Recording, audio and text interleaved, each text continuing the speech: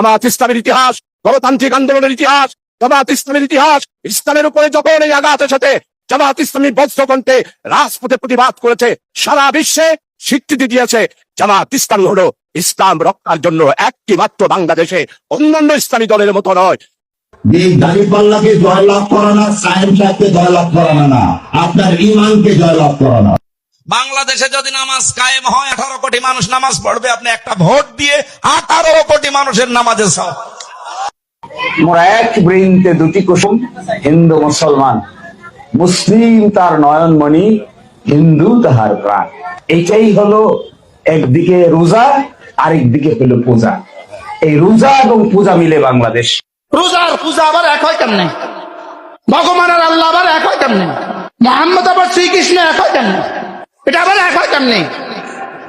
শুয়োর আর ছাগল আবার এক হয় কেমনে? শুয়োর আর ছাগল এক হইতে পারে? রোজা আর পূজা এক হইতে পারে? এটা আবার এক হয় কেমনে? বিড়িটা যে দোকান থেকে খাইবেন, ওই বিড়ির অর্ডার দেবেন, আর লক লক বিড়ির একটা শুকটান মারিয়ে লক লক কি খবরটা কি কবে তোর এই যে কারবারটা কি দেশে দেখছো?